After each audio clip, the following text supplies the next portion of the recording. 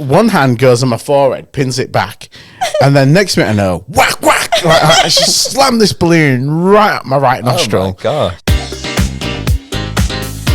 Welcome to the 5th We Make It Happen podcast. You're already laughing. I've just started. I've only said about 6 words and you're already like... I think I've laughed at the start of every podcast going. You have. You keep fluffing every one of my intros. Thank you. Go. Welcome to the 5th We Make It Happen podcast, a podcast designed for people within the events and entertainment industry, delving into the funny and maybe the not so funny aspects of all our lives. You fluffed it without me doing anything. I know. It's always the events and entertainment industry bit that you join myself, Sweet on Sax, Callum, and also over there, all the way over here, Christy or Christix Drumming, and a very special guest sat in between us is my name's Nish, and I'm a event photographer. Woo! Hello, Nish. You were waiting for me to say it. I thought you were going to say it, and I was like, oh no. How long can we keep the silence going for? People sat in the cars a whole hour waiting for one of us to introduce you. I was just sinking into this sofa, hoping to disappear. Well, Nish is a fantastic club photographer. I met you at Revs in Leeds, and you're one of the few photographers that can actually take a good photo of me. Wow. Well, thank you very much. So that deserves a so. trophy in itself. Can we get an applause, please, for Nish? Absolutely. Thank you. Woo! Oh, we've got it all here, all the mad cons.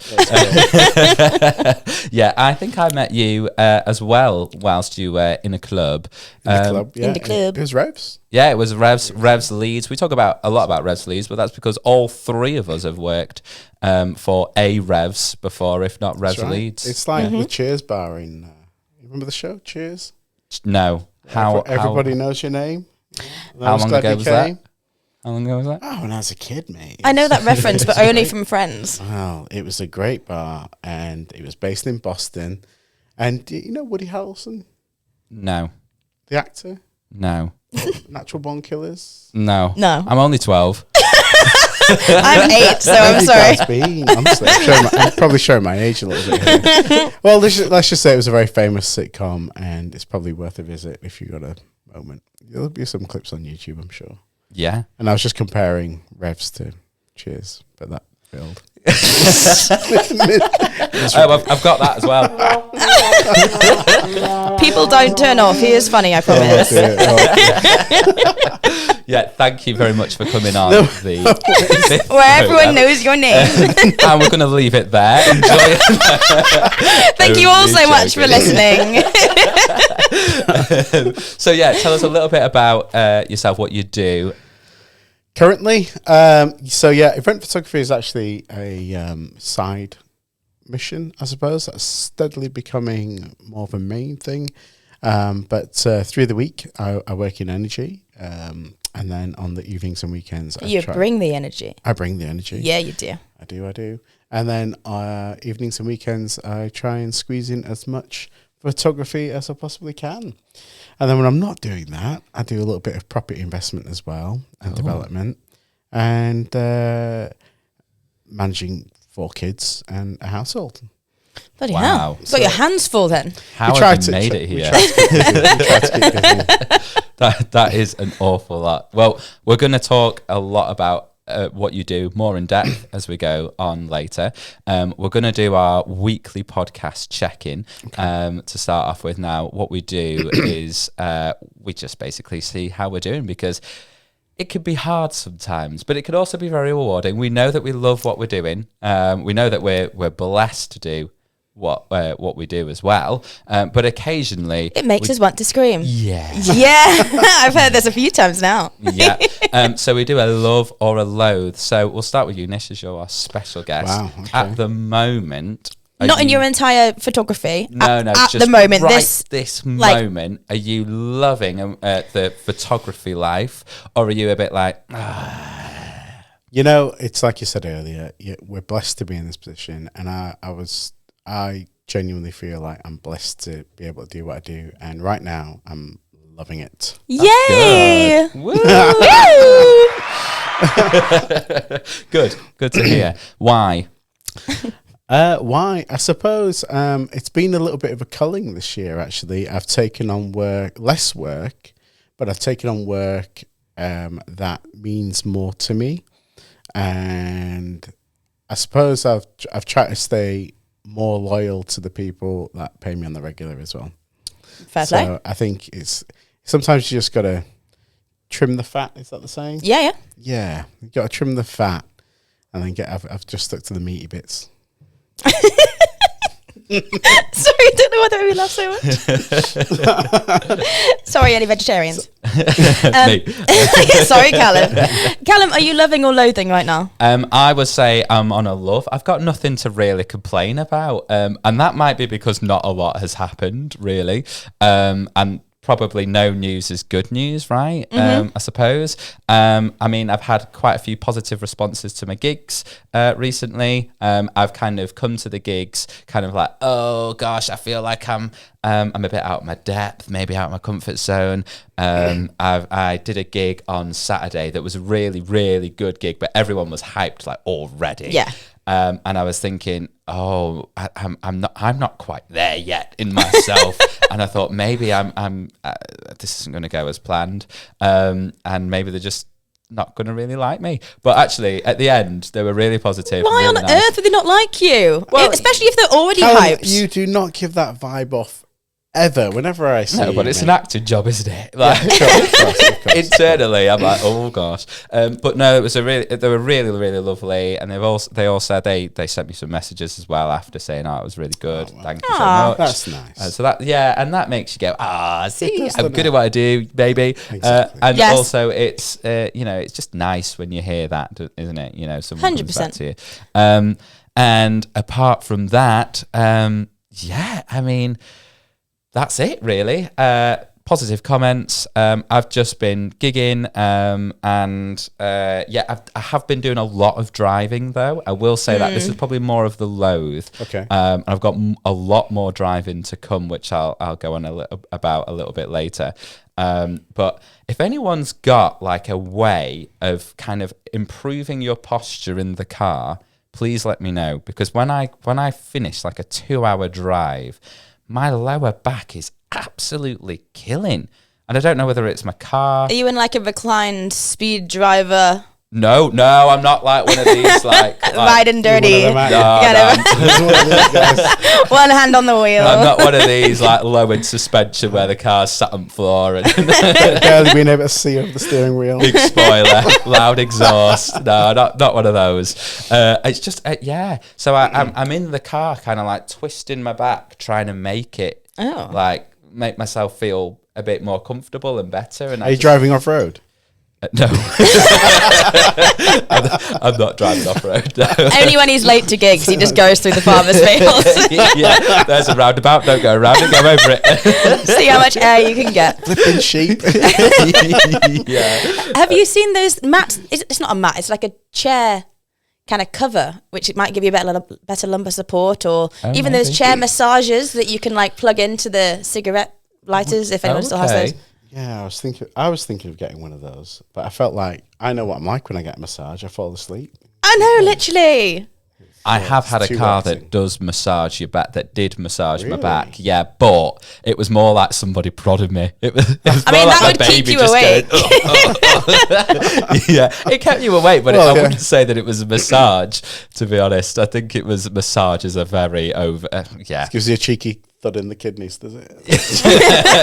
not that bad, but Well, how long are these drives where you're having back pain? I'd say when I get to 2 hours, I'm like, I'm really Yeah. struggling. And even if I might get out the car just for like, a couple minutes, but then as soon as I get back in the car, it hurts again. So I don't know. And I've been moving, like, I've got one of these cars that I've like, it remembers what your last adjustment of the seat was. And I set it on it, and then I'm like, whoa, this is completely different from what I'm currently set as, because I'm just always trying to adjust to find a comfortable Maybe it's not the position. car. Maybe it's just not me. not the drive. Old age. Maybe it's just you. What I mean, This sounds like a you problem. this sounds like a hamstring problem. I feel like maybe you need to stretch a little bit more. Are you quite Maybe are do you know quite what? flexible? Maybe it is. Yeah. Because I've not been to the gym in months since having a child. So maybe it is a case of I'm now just weak. I mean, I was always weak, but now I'm maybe really weak. Maybe, I don't know. You can stretch at home, by the way. You don't need to go stretch at home. No, that is true. You tell him. That is You true. bloody tell him. I'm just saying, like, no, honestly, right? Because not necessarily related to driving, but I used to suffer with a lot of lower back pain.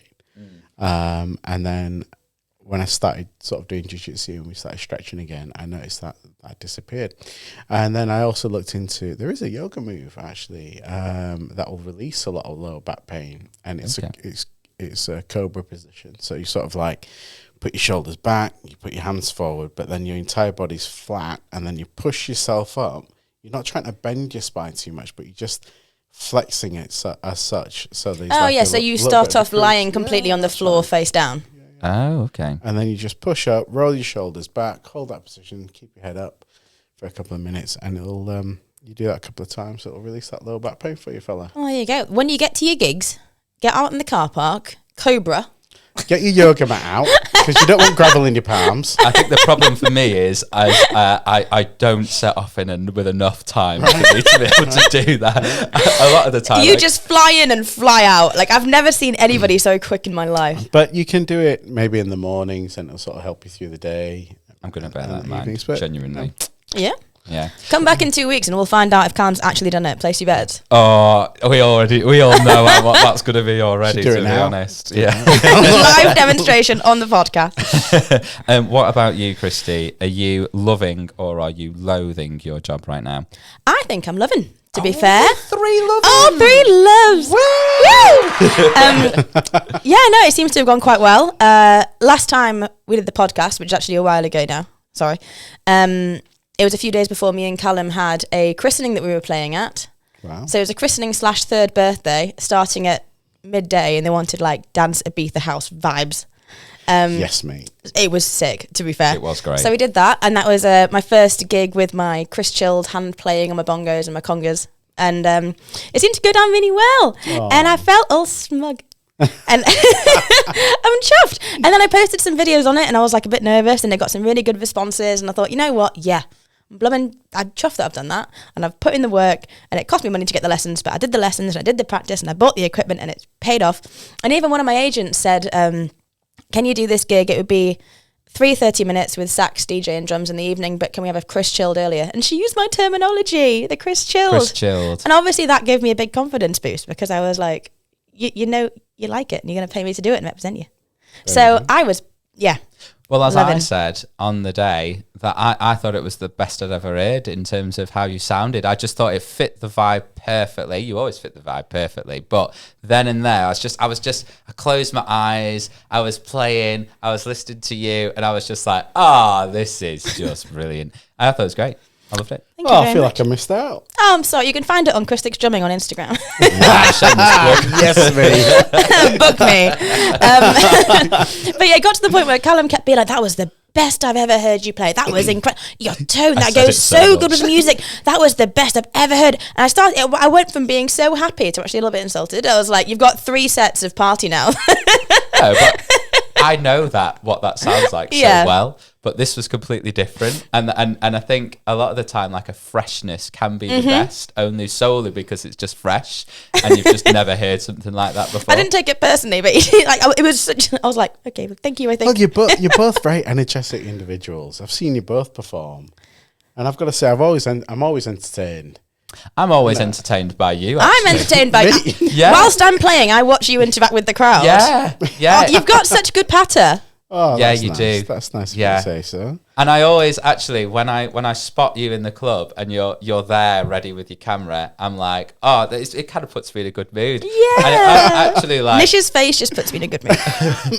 a lot of the time. I think what you're amazing at when you're taking a picture is the fact that I actually really struggle behind the camera, but Okay. I feel really relaxed when you're taking the picture. Oh, mate, And- that's nice. I feel naturally happy, and that whatever the outcome of that picture is going to be, I'm actually going to be all right with it.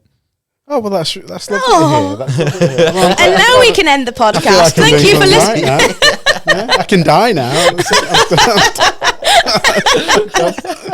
it. No, genuinely, I'm not even joking. Like it does. I kind of also tried to spot you where I'm like, I wonder where he's got to. You now. can't miss me with Over there. my flash diffuser. Is that what you Oh yeah, you do have I a know, you take so many selfies with the crowd as well. Well, they'd ask for I it, know, don't but they? there's a reason they ask for it. Like all Oh. the photos that you take just show such joy, and like you do get some club photographers where they are a bit like, you know, all the girls are quite posy, and maybe that's the atmosphere they're in, or Okay. maybe that's like the image that the photographer gives off, and there's nothing wrong with that. Yeah. It's just a different style of photography. But all the videos, all the stuff that I've seen of you, especially in a club environment, everyone's just so happy, and it just translates through.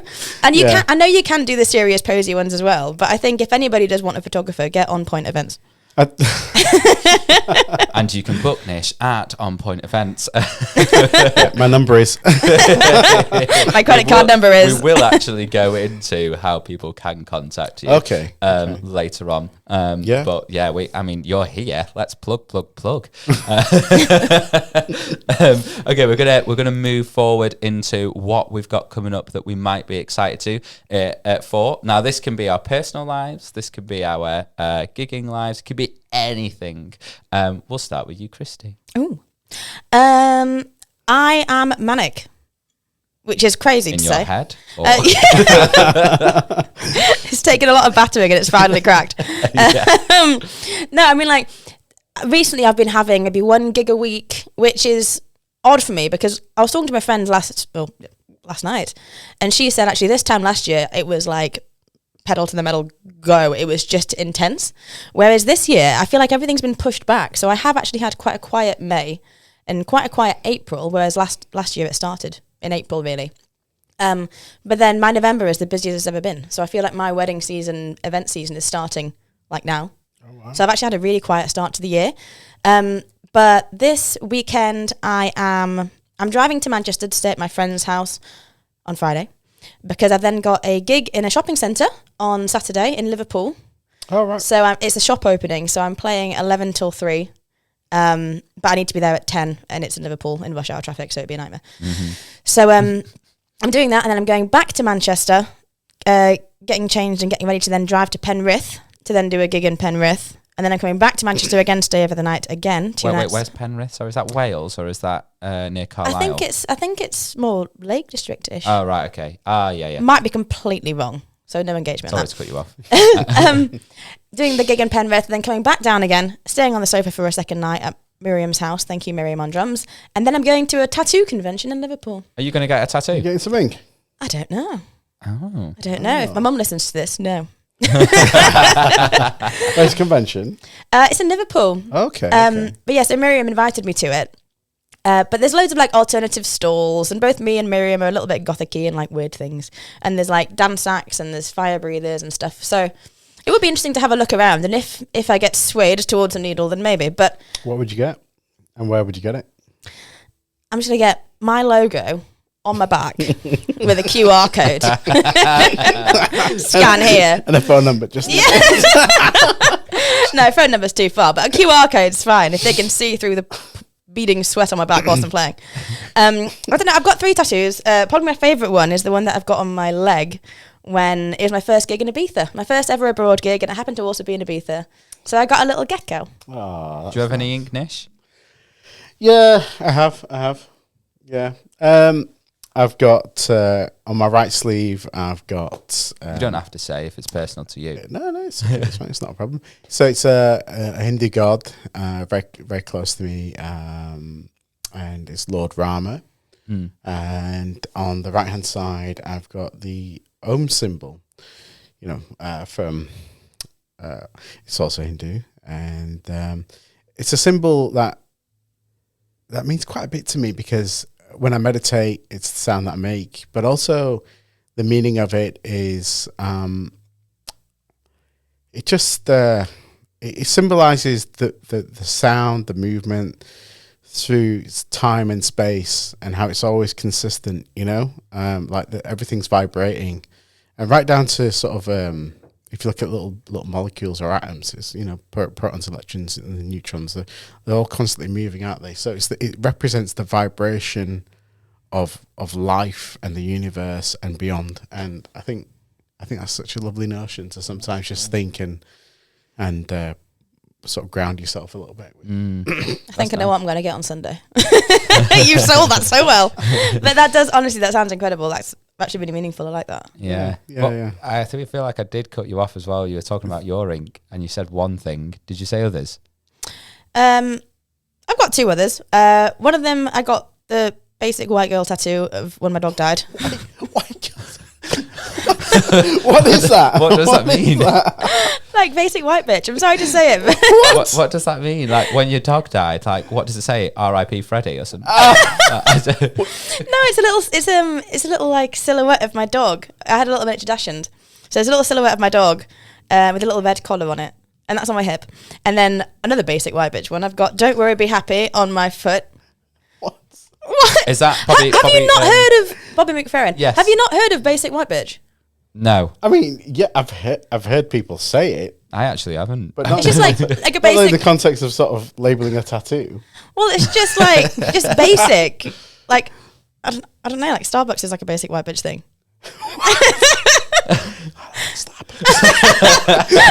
You basic white bitch, Nish. Got a soft spot for a frappe. But yeah, I've got Bobby McFerrin. Don't worry, be happy on my foot. When you go to Starbucks, you'll say, "Can I have a basic white bitch there?" I know, they're going to catch me out. You're going to catch me out like that. That's what I'm going to say. So yeah, sorry, but don't worry, be happy. Yeah. Yeah. Because when I was 18, I was feeling a bit down. All my friends were going to university. I wasn't. I felt like I got left behind, and it was a bit of a dark time for me. I had a stalker at the time. I have really bad luck with men, and so my dad's ringtone is "Don't worry, be happy," and that's always been like a symbolism of him and my parents. That just triggers a song in my head straight away. Yeah, I think I can do an impression. You know which one? Go on. Don't worry, be happy. That was shocking. Anyway, yeah. We'll have people switching off. Call themselves musicians. Should be in 3-part harmony. It's such a tune, though. It is. It is a tune. It just makes me happy. So I got that. Nice. And then, also, I'm still going. And then I've got an around the world event on a balcony rooftop thing, which should be cool. And then the following week. What do you mean? Are you travelling all over the world? Bloody wish I was. And then the Wait, no, what is this? I've no idea. I've just been told around the world event. Oh, okay. So is it like maybe themes of around the I world? think so. Like It's Dr. through an Dolittle. agency. Dr. Dolittle. Isn't it around the Oh, is that species? another thing you guys don't know? No, I do know Dr. Dolittle. I know Dr. Yeah, Dolittle. All right. Yeah. But that's- 80 days around the world. oh, no, I don't know that. Oh, my God. And then the following week, I'm staying overnight again for 2 nights in a row because I'm going from Leeds to Shrewsbury to Dumfries and then back to Leeds. Oh, my God. That's So that'll be a lot of driving as well. That is some Crikey, mileage. I wouldn't even do that. Oh, that's saying something. Callum's a Hey. madman. What about you, Nish? Well, nowhere near as exciting as that. And not anywhere near as much mileage either. But I am looking forward to a couple of things. Holiday is always a good one I like to think about. So I'm pretty stacked actually from August. So I've got Ibiza. We're going there for 3 nights, a little mini sesh. Then I'm back for that weekend, and then I'm off to Dubai for a couple of weeks. And that's going to be quite exciting because my sister moved out there. It's been about a year, so I'm going to catch up with her. And now my sister-in-law's moved out there as well with her family, so that'd be nice to see them. And a couple of weeks ago, I found out that my mother and father-in-law have decided to move out there as well. Oh, wow. So they're in the process of selling their house and getting rid of all this stuff and moving out there. So Yeah. I feel like I'm going to frequent Yeah. Dubai quite a bit. And then in October, this is the one I'm really looking forward to. I'm going with my dad and my older brother to New Orleans. Oh, that's have you been before? I'm there over the Halloween period. Yeah. Oh no! Yeah. You're living my dream. So I'm going to be there, camera in hand, no doubt. I hate you. In the heart of it, yeah. In the thick of it. That's awesome. Oh my Have you God. been before? No, not New Orleans. No. Have I you been haven't. to America? But I've done a fair bit of America, to be fair. You know, Yeah. East West Coast and a little bit in the middle. But yeah. Was I'm it looking forward to expensive? it. I don't know. I was a kid then. So my No, dad, now when you've booked it, not Halloween. I wouldn't wouldn't say terribly expensive. Oh, I might Depends have, on might what have Maybe to consider it's go. because I've done expensive it for a so far holiday, in though. advance, right? So I might have to join you. yeah, come on, I hope you don't mind. come along, bring your bongos, I'll get schooled out there. get your skull mask. Oh, yes. Honestly, I bloody love it all. I've actually, funnily enough, booked Halloween off because it's my favourite holiday. So I could actually You could. come with you. I'll send you the details after the Thank show. you. I appreciate that. And then gig-wise, actually, this bank holiday weekend, I'm looking forward to doing Club Classics at Project House.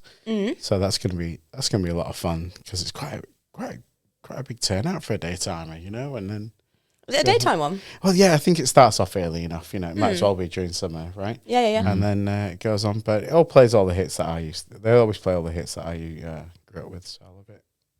Nice. Yeah, cool. That sounds like quite a few bits that you've got going on, especially holidays. Holiday Oh, wise, I could do yeah. I think gig wise, I've just, like I said earlier, I've just trimmed the fat a little bit, and I've just tried to maintain the things that I really enjoy doing. So the gigs that I really enjoy doing.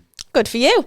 Callum? Yeah, I just can't wait for this weekend to be over. To be honest, I To be over? yeah. Why? I love what I do. But sometimes it makes you want to scream. Well, no, I just I'm tired thinking about it. Oh, no. Yeah. So If Callum says that, that's like insane levels. Friday night I have a gig in Clitheroe. I live in Sheffield, so that's 2.5 hours. No, it's about 2 hours. Sorry, to get to Clitheroe, there and back.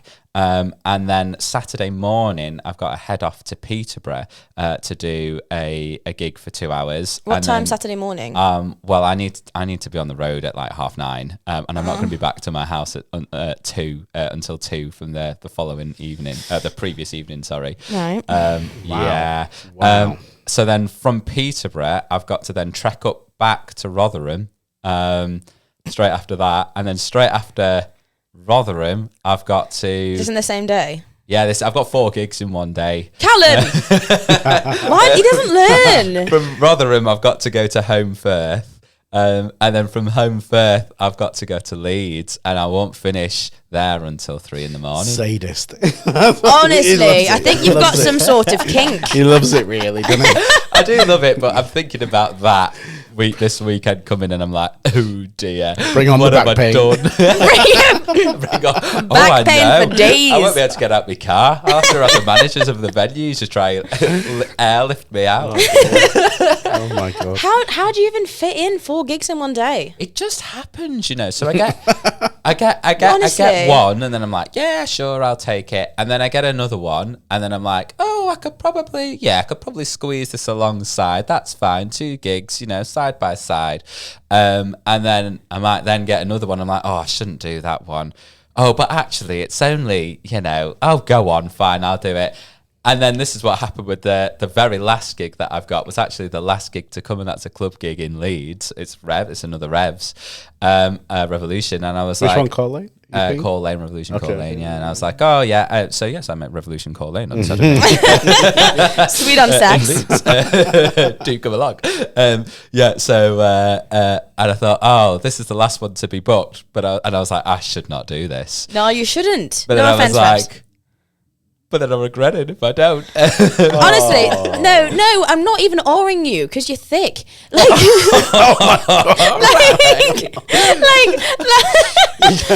but last time we did the podcast, because I was being vain and listening to it on the way here, we were like crying over you doing 5 gigs in 3 days. I've just worked it out. You've had 5 gigs in about 25 hours. Yeah. Wow. Oh. Yeah. Yeah, it will Quick be. maths, wow. Yeah, that was quick. Thank you, private school education. Oh. It's good for one thing and nothing else. Yeah, it will be that. But hey, I think that's a new record, babe. Yeah, no, the record is 4 in one day. I still haven't managed to do more than that. I don't really want to be honest. I don't think it's I don't know how you're possible going to do that. It's the travel though that I'm not looking forward to. You know, what do they say when it's coming in, it's good, isn't it? Like, isn't it lovely that you're getting that much, that many requests? Yes, and it is, and it does actually. It is kind of almost bring us on. It could bring us on very smoothly to our podcast topic that we are going to talk about, which is it's good for now. How long does it last? You know, we will talk about that in depth in a little. I will just say there's another thing that I'm really looking forward to, and it's nothing to do with gigs. Is it you're joining me in Ibiza? No. Oh. No, I need to look at whether I am actually. I still don't know. We're 2 weeks later, 3 weeks later. When are you guys? Well, can can we say this? Can I ask when you guys are going? You're probably not going when I'm going. I think we actually have spoken about this, and I think I'm not going at the same time as you. When are you going? August 12th. I'll tag along with you. My birthday's 14th. Yes, That's what we're talking about. Yeah. No, it's nothing to do with holidays, although I'd really like a holiday. Please. No, it's my son, Omari. He is 10 months old. And I have spent ages decorating his room because he has now moved in to his new room and he is no longer with mummy and daddy. And big steps. Yeah, and what I'm looking forward to there is sleep. Yeah. Yeah, I can't wait to just fall asleep. And it's happened now. Last night, I slept uninterrupted. I thought you looked perky. I'm feeling energized. I'm feeling refreshed. And I was just like, New year.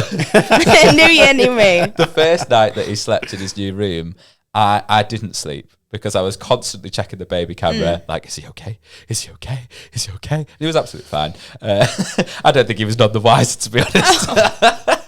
New room, man. I can't tell the difference. Oh, so cute. Yeah, so yeah, I'm just looking forward to sleep. Yeah. And that's going to be basically what I'm going to do as of next week, especially after 4 gigs.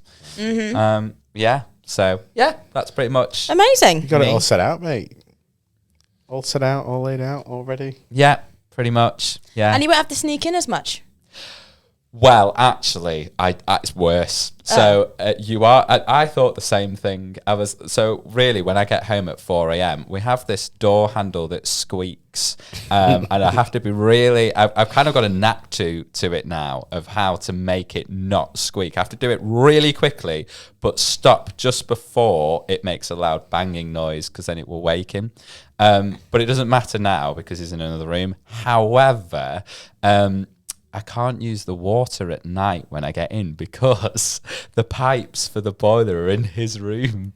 And it's really loud. And I can't. And I actually realised that many parents do this now. And I just thought, like, it was weird at first. But now I realise so many parents don't flush the toilet at night because they don't want it to wake their kids. And I don't flush my toilet now at night and I feel so gross. But I'm like, if I flush it, it's going to wake him and I don't really want to have to deal with that at 4 a.m. No. So A chorus of no's. yeah. We're gonna move on swiftly to about you, Nish. Okay. All about Nish. Yeah, so we just basically want to learn about you and know about what makes you tick. So my first question, because you are a photographer, is how did you become a photographer? How did you get into photography in the first place? Yeah, so when I started photography, I did it at school, and I can tell you, hand on heart, I hated it. It wasn't what I thought it was. I did it for GCSE, and I think for a long time it was just like copying from a chalk. We had chalkboards back then, so it was just like writing down notes from a chalkboard, and then we were given very little time to really take pictures or go out and take pictures. We had to do that in your own time. But then I quite enjoyed the darkroom element of it and developing. So I was using film back then, and that was quite interesting. But I still really didn't have a clue. And then I dropped it like a lead brick. Can you get Lead balloon. Lead balloon, yeah. That's the so, yeah, that makes sense. A lead brick also worked. Well, yeah. Do you get them? I'm not sure if a you get brick them. would drop no matter what. Let us know if you get a lead brick. At We Make It Happen podcast. So I remember starting this job that I'm currently doing back in 2017. So this is going on for a few decades. I haven't really picked up photography except for just using my phone and taking pictures of my t-shirts and for some reason and putting them on Instagram. I remember doing that for a long time. That was weird. Cool boy. I don't know why I did that, but it sort of made sense at the time. Okay. And we used to use this app called Hipstamatic and give it like a funky little filter. Anyway, so when I started this job, I just realized that my life had become very sort of mundane, I suppose, and I just wanted something as a hobby, because I stopped going to the gym, and then I didn't really sort of have anything else outside of work, and my mates were always busy, and I was sort of still bringing up, well, we still had young kids at the time, so we were doing stuff with those on the weekend, kids with the weekend and things like that, so I felt photography would be great. But when it really came into power was over lockdown, and like many of us, I suppose, over lockdown, we just found ourselves a little bit frustrated with things to do, sometimes on the evening. Or after you finish work, apart from drinking a lot. Cheers. And we all put on a little bit of weight, didn't we? I suppose? Yep. Well, okay, cool. Oh, well, I did. And I managed to get hold of this guy. I remember his name's Jaron. And he was urban explorer / parkour chap. And I remember just being out in town, and I bumped into him, started talking. I says, look, can we collaborate? I've seen some of your work on Instagram. I think it's great. How do you get these views? Because he was getting pictures of Leeds City Centre from angles that I'd never seen before, you know? Like, within the photography community in Leeds City Centre, we've all got our sort of standard images, and we know how to take pictures of certain buildings and whatnot. But this guy, he was scaling buildings, getting on rooftops, and getting these unique angles that I knew 90% of the photographers in Leeds would not be able to get because they wouldn't have a clue. So as we teamed up, I used to find myself going out on an evening regularly, especially over lockdown, because it was like the city was our own. Like, it was just sparse. Nobody was around. Quite artistic, yeah. Yeah. And because of lockdown, all buildings, it's built, well, construction as a whole had ceased to sort of move, right? Right. So dangerously, or whatever opinion you might want to judge this however you want, but we used to go into these sites and then clamber up the scaffolding, go onto the ladders and go on these rooftops, and I just get like long exposure images. One of the most memorable ones was actually over the Christmas period, and I better not get in trouble for this, but I was going to say, Nish has got a huge smile on his face. Before you said that. I got onto the rooftop of the Queen's Hotel. Wow. So they had some work going on there. They were doing a revamp, but the builders would sometimes leave the door at that to access onto the roof unlocked, right?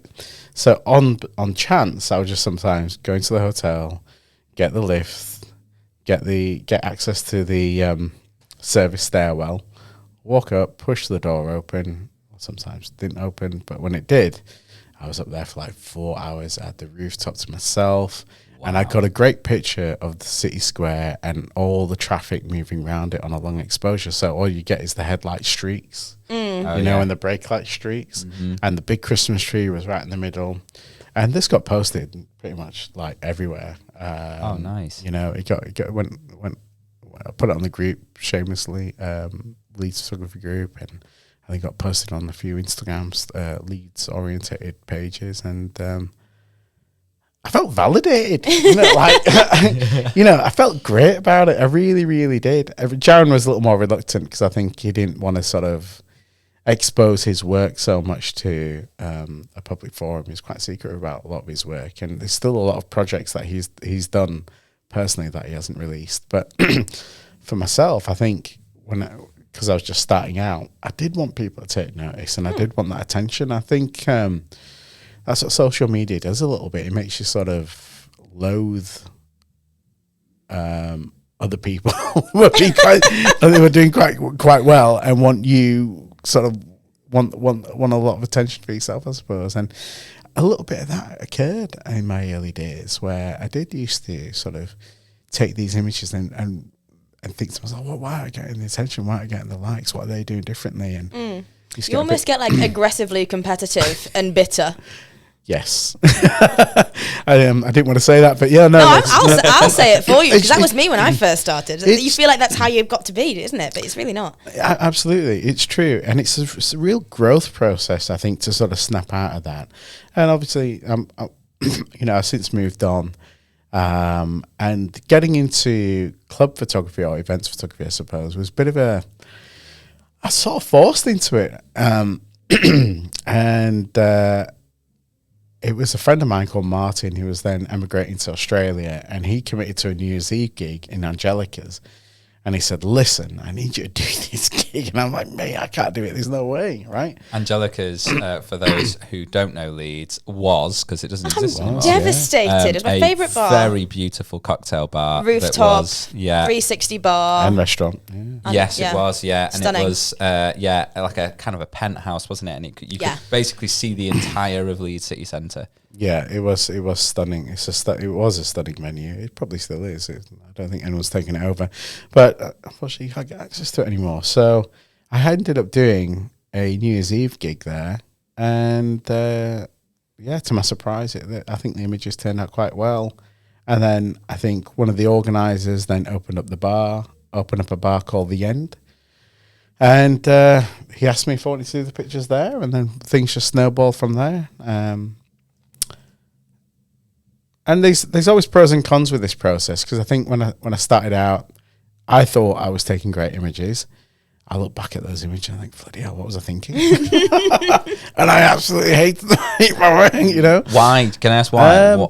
I think, well, yeah, it was a couple of things. I think as you become a little more skilled, you get better at framing, you get better at composition, you get better at editing and color grading your images properly. And there's aspects of that without sort of being influenced so much by what trends are on Instagram. You have to sometimes just do right by the venue and match that rather than what is a trend. Right, okay. So how would you match the venue then? Yeah, that's a good question as well. I think it's a process of being told that your images are shit. Editing. More editing.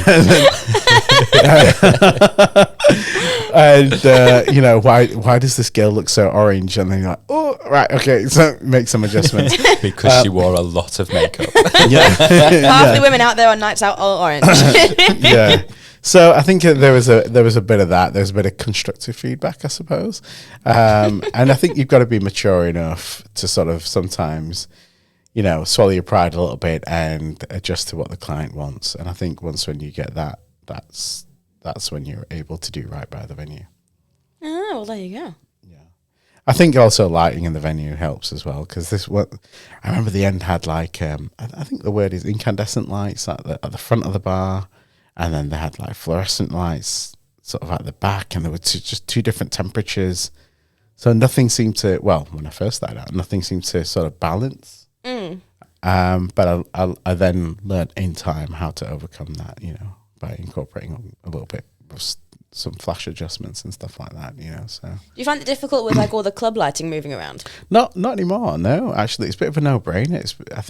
I don't think anywhere near as much as for adjustments for setting adjustments as I used to do, and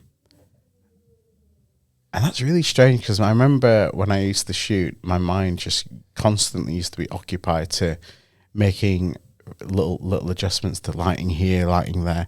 But now I seem to I found a happy medium, and I'll just let the flash do the work as well. Yeah. Probably second nature to you, though. Yes, I suppose in some cases it has become second nature. Obviously, flash doesn't do everything for you, but it does help. And I think also taking different styles of photos has become a little bit second nature. So it's not so much of a thought process of wanting to do a slightly longer exposure to capture some movement, or do something like without flash and so just getting the right exposure. It's just comes quite naturally after a while.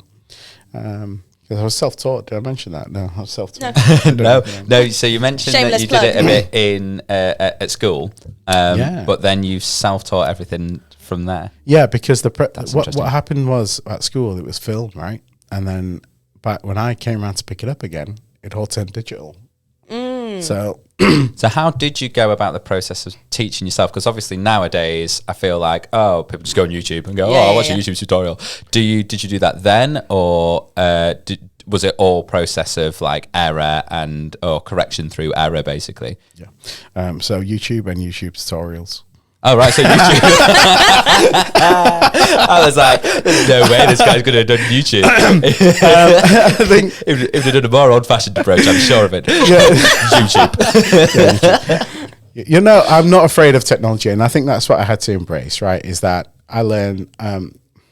There's another part of me, I suppose. I find out later in life that I was dyslexic, and I absorb information in different ways. So, a memory came into power quite a bit for me to sort of retain information, and also video. Like I really enjoy watching videos and listen to audiobooks as well, because I tend to memorize that better and store it a lot longer as well. So YouTube was a natural format for me to sort of adjust to this new camera technology, I suppose. And then actually a lot of it is then just going out of your way, you know, in your own time and experimenting and finding out what works, what didn't work. And I used to find myself roaming the streets of Leeds, you know, and just taking pictures of like streets or buildings and stuff like that, just to get used to it. But I became very familiar with one type of photography that when it did come to the club environment, I was really nervous about it. So like I said, when Martin threw me into, you know, covering a New Year's Eve gig for him, I was so unprepared. I didn't know. I know, but you think New Year's Eve are like big deals as well, like big spenders. Yeah. Yeah. So like it's a big night. The host of the night is expecting some good images. And I didn't even know the person at the time as well. You know, I knew of her, but not very well. So I was probably getting the side eye from her during the night. You know, like, who's this guy? He's going to go do it. But it's acting, isn't it? Yeah, man, absolutely. Yeah, fake it till you make it. Absolutely. And that was a lesson taught to me by my father, actually, because we come from the leisure industry, my family. So we used to have bars and clubs when I was growing up. So I was sort of very much involved on that level. And I remember once I was having a bad time or a bad day, I suppose. I think I was talking to my dad about it. Anyway, we finally got to the club and we parked up outside. He says, okay, everything that you've told me, we can pick up later. But right now, I need you to switch up and act like you're on stage because everyone's watching you in there. So, you know, if you're going in there with a gloomy face, they're going to pick up on that. If you're going there with smiles, they're going to pick up on that. So just on that, sorry to break in and interject, but do you find that when you're actually, you know, you've had maybe a rough day or whatever, and then you go to work to do, you know, put on that act and go through with what your intent is, do you actually find that then becomes your therapy? Yeah, I suppose that's a good way of phrasing it. Yeah, I really enjoy photography anyway. So when I pick up my camera and I've gone somewhere to go take photos, it just naturally brings me joy anyway. I suppose when my dad gave me that information, I wasn't doing photography. I was being a bar manager. So it was it's a slightly different role.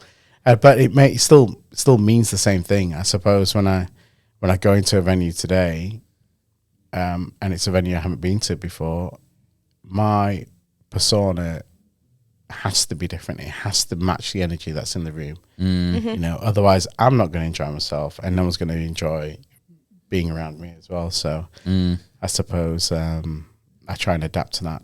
The matching the energy is a great point, because sometimes I think about this when I'm at a gig. I'm like, all right, am I matching the energy or do I want to be the energy?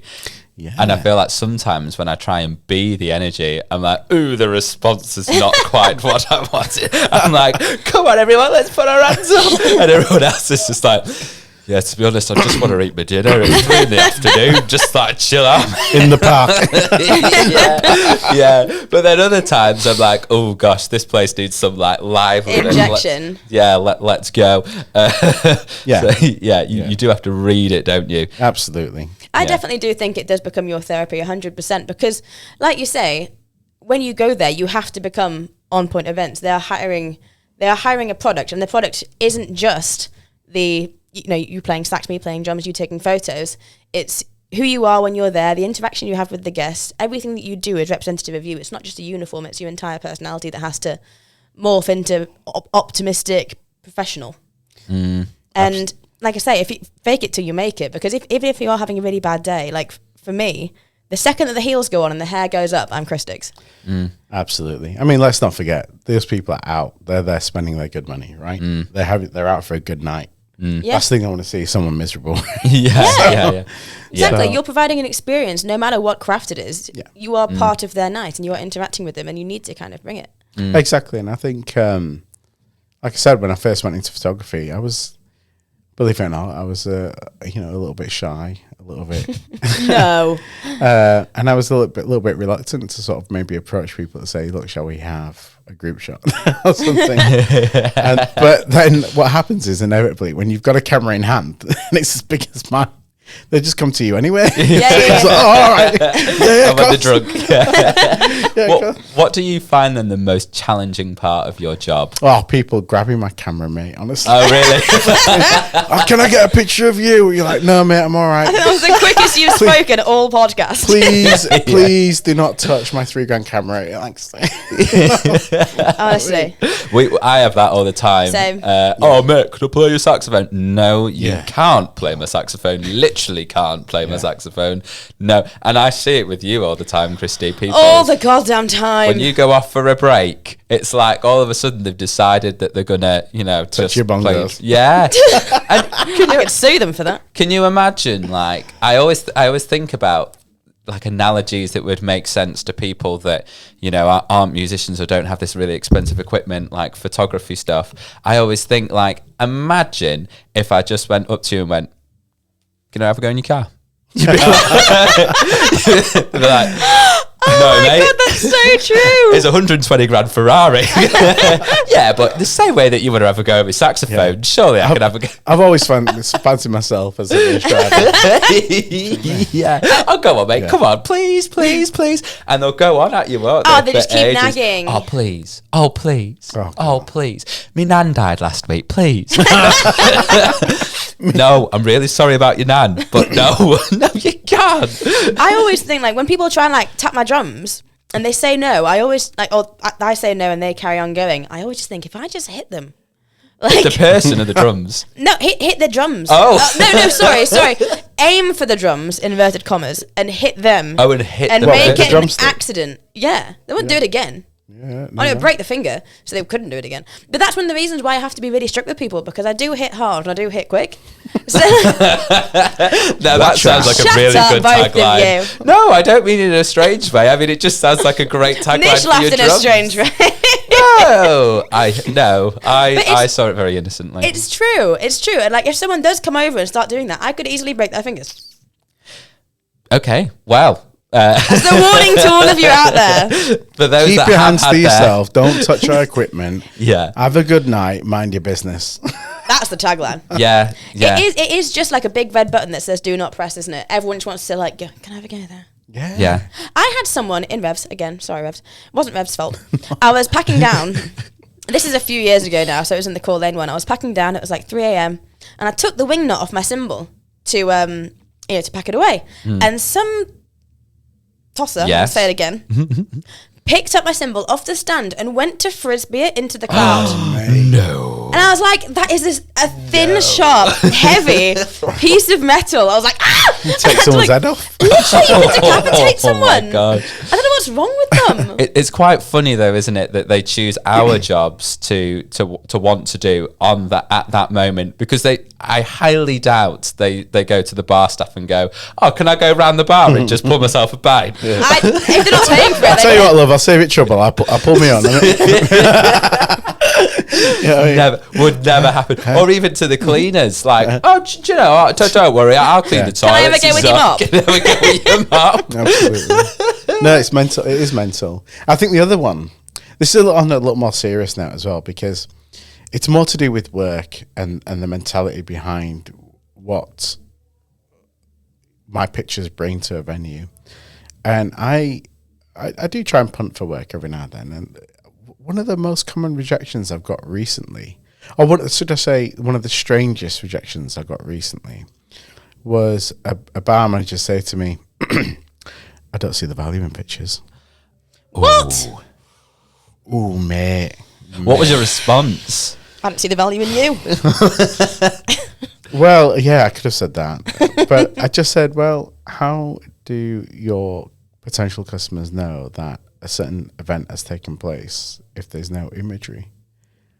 And he was like, well, we just talk about it. And he was just, if he just didn't want a photographer, if he says, no, thanks, mate, that's fine. But because he said, I don't see the value in imagery. If we think about it, imagery is everywhere without, especially nowadays. Literally. Really You know, important. Yeah. like some on Instagram and stuff. We got cameras on our phone, for God's sake. We take pictures of ourselves and other things around us.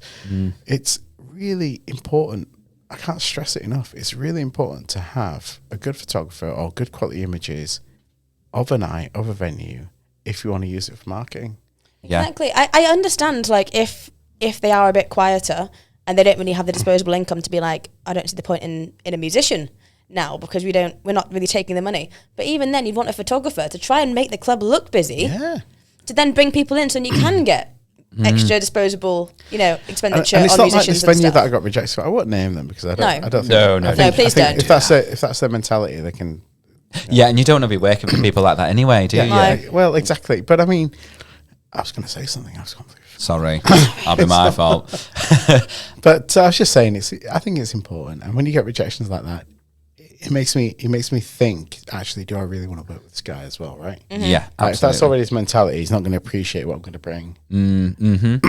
Yeah, and you don't want to waste your time. Yeah. like No. that. You could be at home with your family. And that's actually really, you're not earning anything, but that's actually probably more precious time than wasting it, doing a job for someone who undervalues you. Out with the lads. Yeah, absolutely, yeah, yeah. To the bar of the person, yeah, or venue that's of the person that said I don't value it. No, I love my family. I love my family. I agree with you. Actually, one of the challenging things that I also face is is people not understanding the value and not understanding what goes into it. Yeah. And I think a lot of people see the job happen in front of them and think that is the totality of the job, without realizing what work has gone into it. And then with you, obviously, with us it's a bit different. We finish our job and we're finished. But with you, you're editing shots. Yeah, that's a valid point, mate. Like, you'll see me in the club, I'm bopping around and whatever, taking pictures as well and ducking and diving. Somersaulting across the dance floor. And that's it, just to get the shot. To get the shot, I'll sacrifice my life, mate. But well, yeah, you were on the roof of the Queen's Hotel. For the shot for the gram. Pics so it didn't happen. And I think about those times, I'm thinking, that was crazy, Nish. Why did you do that? For the shot. For the shot. Yeah. Yeah, but the other part of it is, I remember when I first started out and I got my first set. In fact, it was the first gig, that New Year's Eve gig. I spent 10 hours editing 1,200 pictures. Wow. And not every, what I realised now is not everyone needed editing. I could have just picked a circle, but I really wanted to sort of impress my clients. Yeah. And so I tried to give them as much as possible. When I probably could have got away with about 100 and deleted the rest. Did they upload? Not that I do that now. I don't photos? ever do that now. I still try and give it the most and the best. But I always wondered that sometimes when I'm on a night out when I was younger, the photographer would always be there, and I'd do what you say people do. They would come running over like, "Can I have a photo?" And then I'd wait 5 days, and I'd go on and I'd look. And my photo wouldn't be there, and I'd be so offended. It's happened like multiple times. I'm like, is it me? Did you make the cut, mate? I actually didn't make the cut, no. Multiple times. Well, it's SD card. Yeah, corrupt file. What I imagine is almost like, you're sat on a table and you've actually got the hard copy of the picture in front of you and you're deliberating. Bin, swipe. Yeah. Oh, have they made the cut? You've got the X Factor theme tune music. You've got the pause of silence. Red It's buzzer. a no from me. So I suppose that would have been the process back in the day on film, right? Yeah, probably. So those are the challenging parts of your job, but what do you love about your job? Well, it's the interaction, isn't it? It's the music. It's the venue as well, I suppose. And also, like I said, a couple of venues that I do decide to work with, I absolutely love the staff. They're lovely people. They greet me so warmly, and it's just like a little family away from home, you know. And because the customer's always different, but what remains the same are the people that always hold it together and make the venue work. So I suppose that's the two elements. I love the warmth of the staff, and I suppose just the surprise of new people every time, I suppose. Yeah. That's nice. The social element. Yeah. Do you know what? I actually think I'm the same. I really like that as well. I like seeing familiar faces that like, you know, it's been a couple of weeks, I've been in that bar, and then they're there again. I'm like, oh, and then when all of a sudden there's a new member of staff, and I'm like, oh, who are you? Where's the last person though? What happened? What happened? There's always, and especially in recent times, I swear more than ever, the changeover of staff is crazy. rapid. There's a lot of migration, isn't there? yeah. So recently, I know you've had a bit of a health scare. Yeah. Can you tell us a little bit more about that you're comfortable with? Yeah, absolutely. And how that's impacted not only your life, but also your work life? Yeah. Well, it all just started with a nosebleed at work. My main job, this is my daytime job. So I was in the office. It was an office day. Office days. Honestly. Work from home. Why are you on office day? But anyway, I was at an office day, and I just had a nosebleed, and it wouldn't stop. And this continued for like 2 hours, I think, nearly. And I remember sort of even leaving the office and going to the market with my team leader to get some food from the indoor market. And we walked back, and this nosebleed just kept going. So I'm there harbouring a nosebleed all the way from the office. It's about a good 15-minute walk, you know, and back again. I'm saying to him, mate, and he's like, it's like, this isn't right. And he's like, yeah, I don't think it is. And then he started Googling on the way to the office, on the way back from like some of the symptoms of this. And he was like, yeah, this didn't look good. You should get to A&E. So they organised me to go to A&E. I went to A&E thinking, nosebleed, right? Nosebleed, no biggie. So they finally got me into A&E. It's a couple hours there. Then I got into a bay, and this nurse is, she goes, oh, you're an active bleeder? And I went, yeah, no sugar, right? She was like, oh. It does sound like a sort of like a worshipper of a band, the active bleeders. Yeah, it's great little title. So she goes, oh, we'll need to stem the flow. And I was like, well, yeah. Why do you think I'm here? I'm like, so she's trying to stop the flow, and it's not stopping. And then she's like, look, we're going to try and cauterize it. But she couldn't see where the breach was on my nose. So I'm bleeding out my nose, and the chunks are coming out now, and it's all on my right nostril. Anyway, I won't get into too much detail, but she ended up shoving a balloon up there. And she was like, we need to put a balloon up there. So I thought this balloon's just tiny, right? Was it heck? It's about as big as my little finger, right? This flipping, and not even inflated at this stage. And it was, I've never seen anything like it. And then she's doing it like... For those that are listening, I just want to talk you through what Nish is doing at the moment, which is holding up his little finger and staring at it as he closely puts it to his nose. He's giving us a live demonstration. Yeah. This balloon's about as big as my little finger, and it's fast approaching my nostril, and I'm looking at it, and my eyes crossed a little bit as it sort of went up the nostril. It's not funny, I'm sorry. And she's doing it. She's doing it dead slowly. Now, this thing's painful as well. It's sort of got a jagged edge to it. So it started hitting my nostril. Oh, no. So I just grabbed her arm, very gently, of course, and I just said, listen. I said, listen, love. I said, listen. I says, whatever you're going to do next, right? Just do it fast, because if you're doing it at this rate, I'm going to move. I'm sorry, but the giggles are actually great. So she looks at me dead serious. She goes, okay, fast. And I went, yeah. Whoa. So one hand goes on my forehead, pins it back, and then next minute I know, whack, whack. Like, she slammed this balloon right up my right nostril. Oh my gosh. Right, and I didn't even have time to scream, and then because it was so quick, and then she started inflating it. At which point I thought my skull was breaking apart from the inside. I can't even imagine what that felt like. No. Well, I didn't stick around to find out, because apparently I passed out. my So, God. It's really not funny. I'm so sorry. I know it's not funny, but it's it was such a shock. I passed out. Now this is the weird part, right? Because when I came to, I don't know how long I was out for, but nobody was around. So I'm looking around and absolutely nobody's there. I look down at my t-shirt and I've seen all blood and everything. I'm like, flipping heck. And I could not remember for the life of me why I was in hospital, why I was in hospital, and what it was for. Like I couldn't remember any of that. So I called my wife. I went, "Here, listen.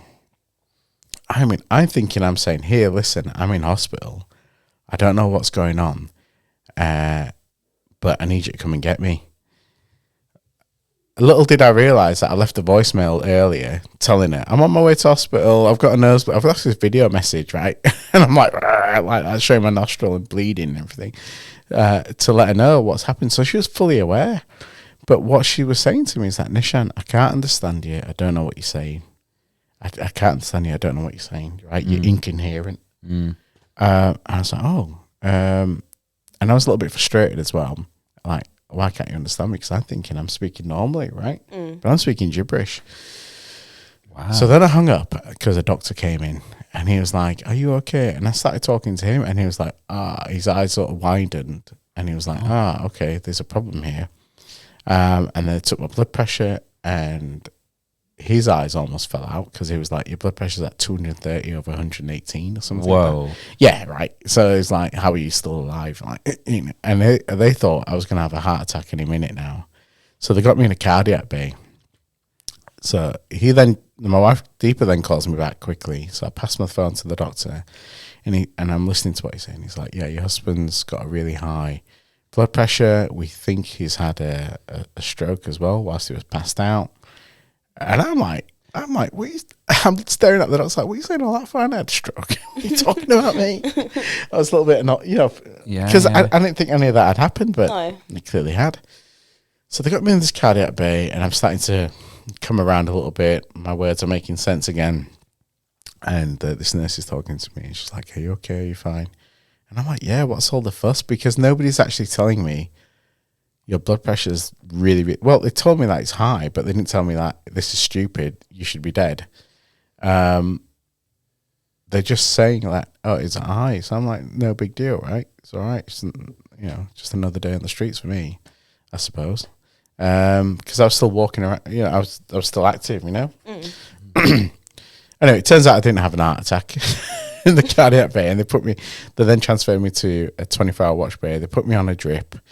And apparently this had some chemicals in it to sort of lower my overall blood pressure, which steadily declined.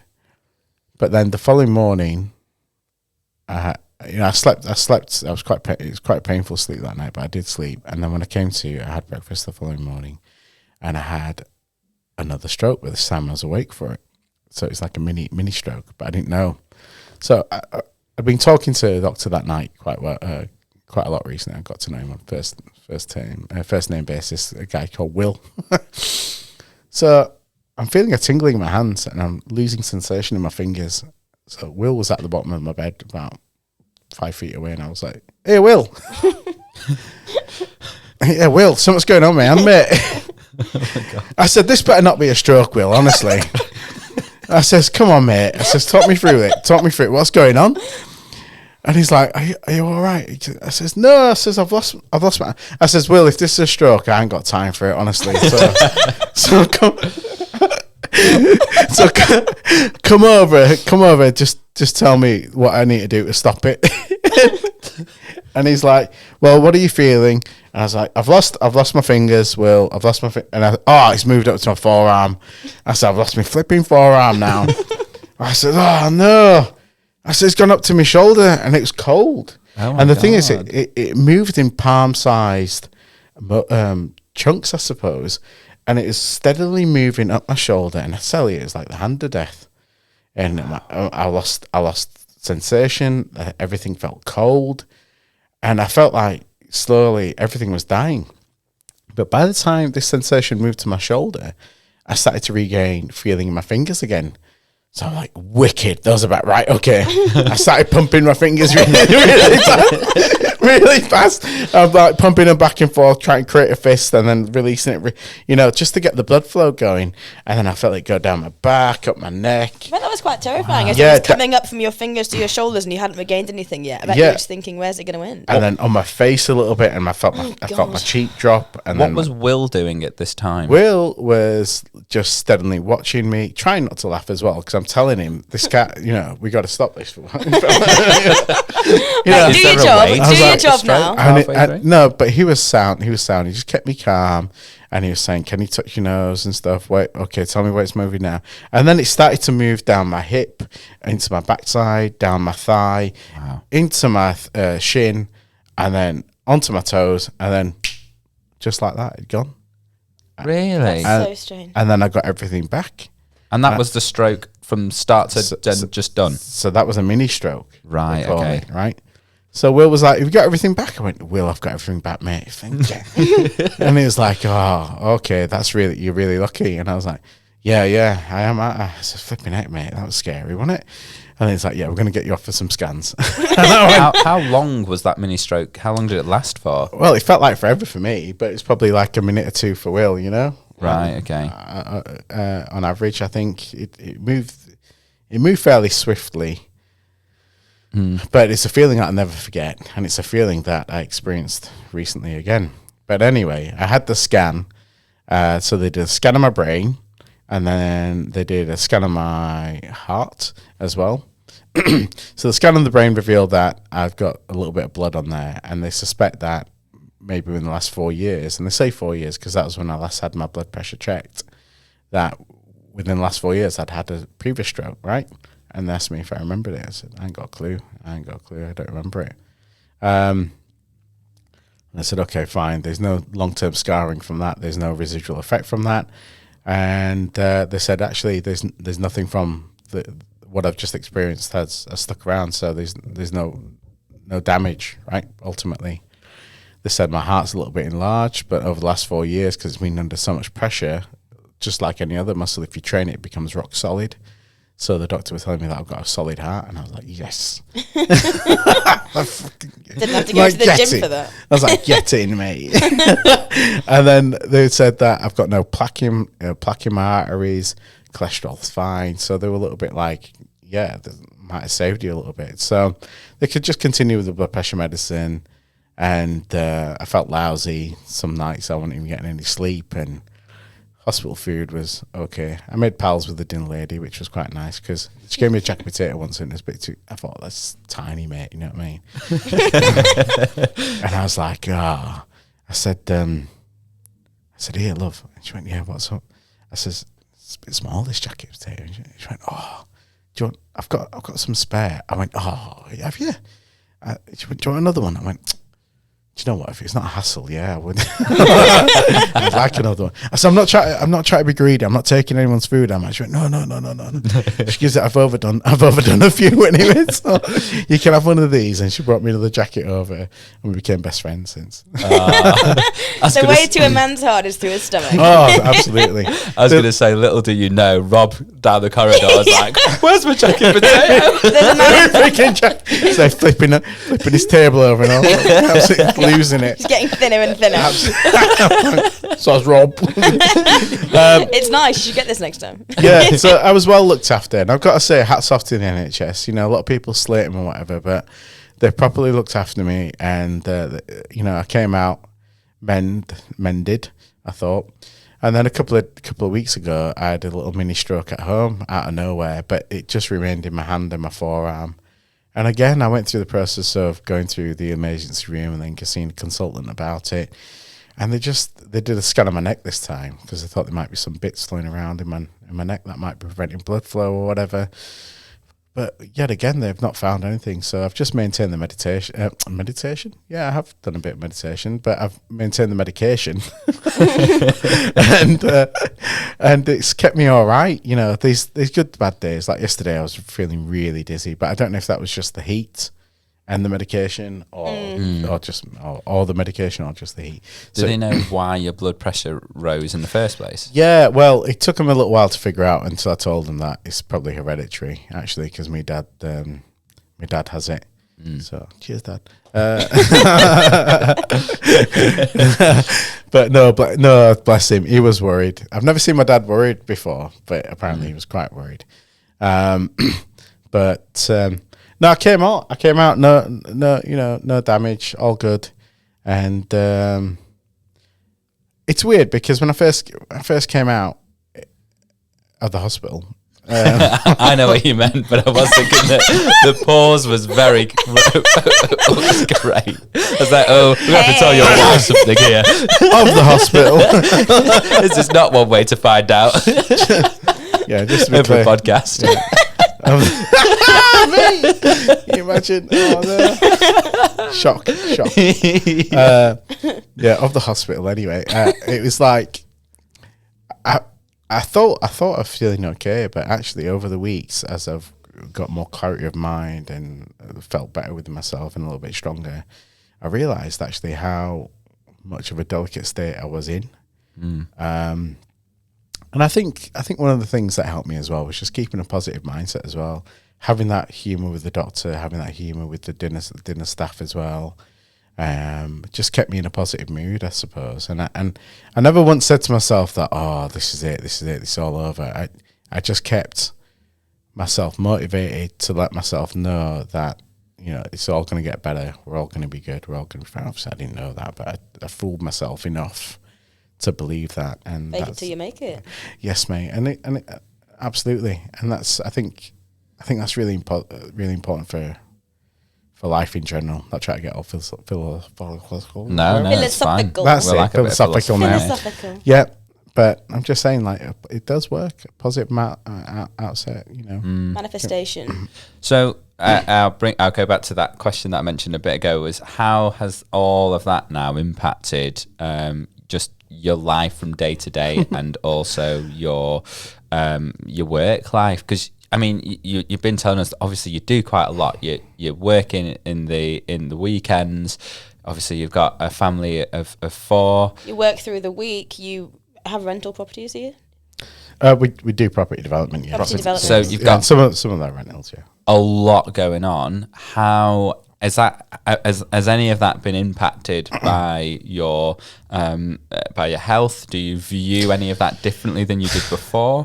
Yeah, absolutely. I mean, there was a period of time when I came out of hospital where my wife felt I was probably a little bit slower, but I think that was just me inducing it on myself to just take it a little bit easier than previous. Unfortunately, like I said earlier, I do an element of this work with my father, but my main job, they've been absolutely fantastic. They've let me have the time to recover, and they've just kept in contact, just checking in on me. So, you know, I'm off work at the moment, but I stay committed to my photography work because it's something that brings me joy. When I do it, I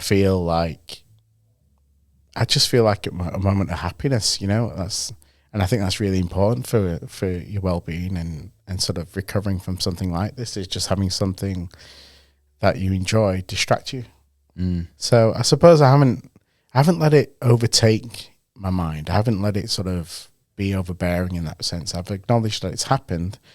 I accept that I'm on some medications for life now, but I'm not going to let it get me down. I think you just got to carry on with some of these things, haven't you? Do you feel like in some aspects you'll slow down because of it, or do you think actually it's maybe even made you go more full steam ahead than you've ever done?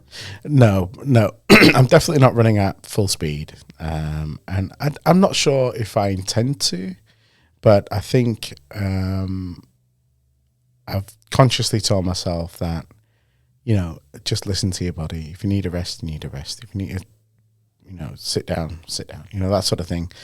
One thing I have noticed is that I've completely gone off coffee, mate. Oh, right. Like, I used to drink 5 cups a day. Wow. You know, and I'll go for one every 2 weeks, and I'll make it myself, you know, just from afresh. And Why do you think that is? I think when I had when I had the breach in the nose, they told me whilst I was in hospital that I couldn't have any hot drinks. Oh. Because it could stimulate the vessels and cause the bleed again. Oh, right. Okay. So it was like cold turkey, I suppose. That explains why you just wanted a water before the podcast Yeah. and not a cup of coffee. Well, yeah. Not that I'm scared that will happen again now. It's been well over a couple of weeks. It's just that I don't really fancy a coffee. And the same with alcohol as well. Like I haven't consumed any since I've left on the 13th of March from hospital.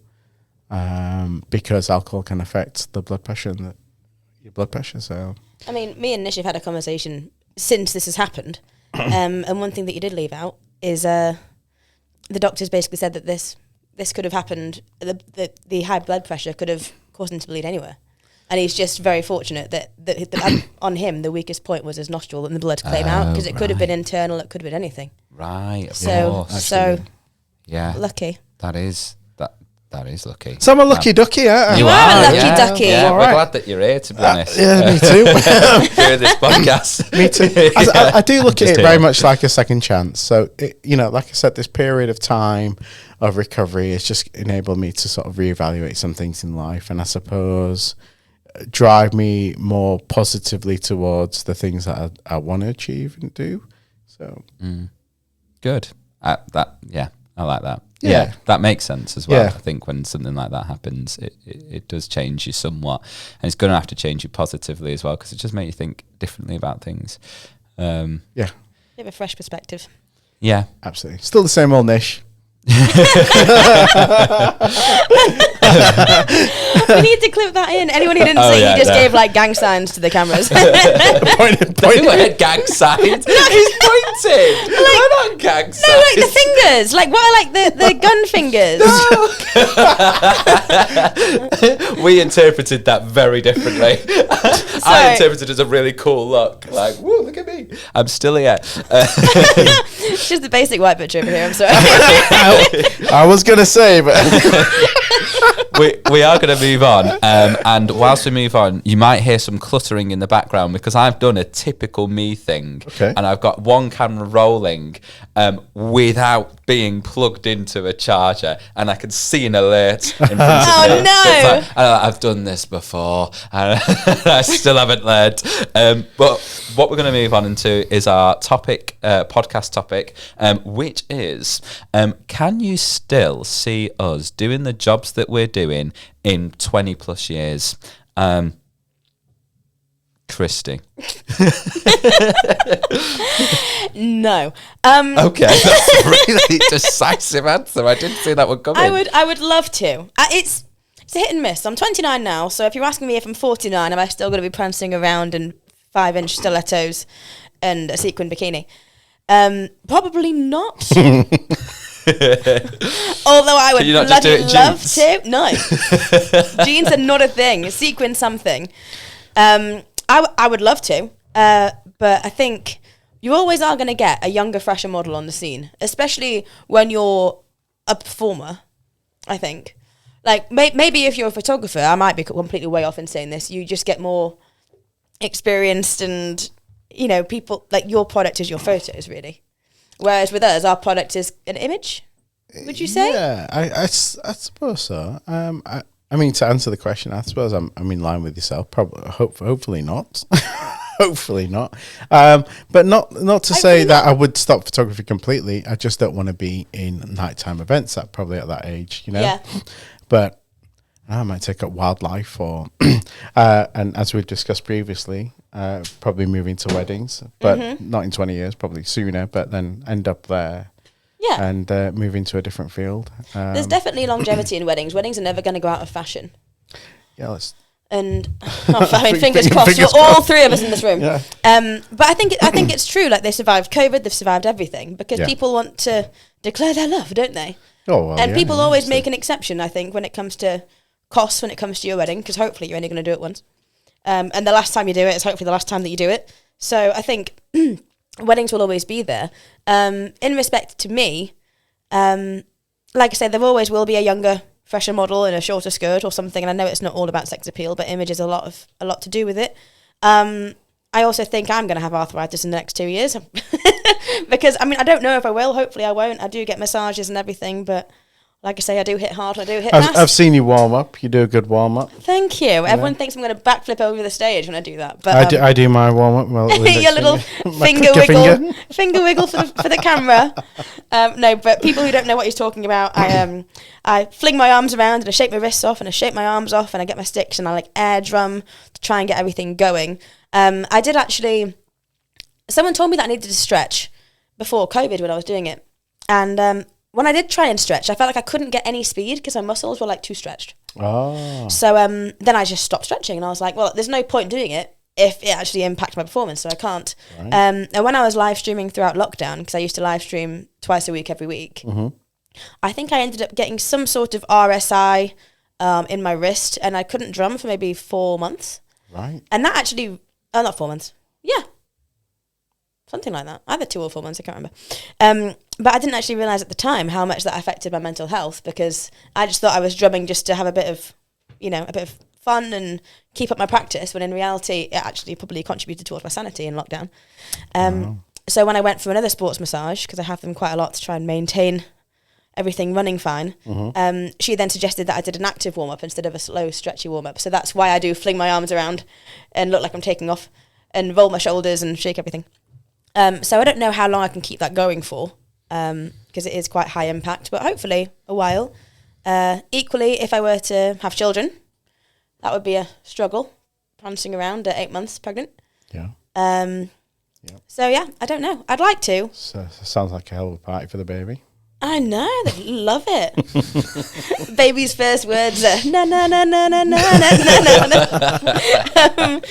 But yeah, so I think for me, I want to try and I am trying to do this now, dabble into the agency side of it, either the agency or the party planning side or wedding planning side. As in have your own agency. Yeah. So I've because my drumming name is Christix, so. And a while ago, me and my parents made a joke that my fans were crystallites. Oh, so that's good. So we called it Crystallise Your Event. Nice. So I've got little business cards made, and nice. I can organise snacks, I can organise DJ, but I don't want to really organise anything that I'm not on, in case something goes wrong and I can't fix it. However, I have actually secured my first ever huge contract. I say just, it was a couple of months ago now, in December. Which is 3 nights a week for like 3 or 4 weeks, multiple musicians every single night. There's 4 gigs that I can't do, so I've had to get a dep in for me. And the invoice that I sent off for that was about 12 grand for all of it, which is the biggest. Jesus. Yeah, so it's the biggest invoice I've ever sent off, the biggest repeat contract. Is that a new set of bongos? No, no, it's sax, DJ, drums, 3 nights a week for like say 3 weeks. No, I mean when you get the paycheck, what are you going to spend it on? Oh no, that's not all going to me. Good God. No, you've got to give it to other people. I'm splitting. I know them. It drops in your bank account and it's like goodbye. I have to share this. But it was a big thing for me because obviously not all that is mine. But that was the biggest thing that I've sent off to say that I've organised it all. Oh, that's amazing. I'm trying to go along the agency type, but if not, I want to be a party planner or a wedding planner or just an event coordinator. I think I'd be quite good at that because I'm quite ingenuitive. I think you do it. I think you'll smash it, mate. Oh. Yeah. Thanks. I'll hire you as a wedding photographer. Yes, you will. You better. What about you, Nish? Sorry, what was the question? In 20 years, can you see yourself doing it? Yeah. Oh, yeah. Oh, no, I just touched on it earlier. I hope not. Like I said, I don't want to be doing this in 20 years. I don't want to be doing event photography in 20 years, right? Okay. Because it's nights, it's long, and it's... it's tiring, you know what I mean? Because I don't know if I'll still have a day job. Well, I probably won't have a day job, but I'll probably be managing a property portfolio, which is going to take a lot of time. So do you think you'll just come out of photography altogether? No. By all means, I think there'll be an aspect of it, but I might get a little more specialised. So like property photography, I might get into weddings a little bit more. I might do other aspects of photography because it's quite broad, isn't it? So there's quite a bit to cover. When you say you don't want to do the event photography side of it, you mean more the hospitality side? Yeah, just the nights, Yeah. I don't mind the one-off gigs, the gigs that I'd probably attend myself anyway. Like, I'd still hope to club in 20 years. So. Oh, yeah, I'll be at O Beach, Ibiza, raving it up. Me next to you with my Speedos on.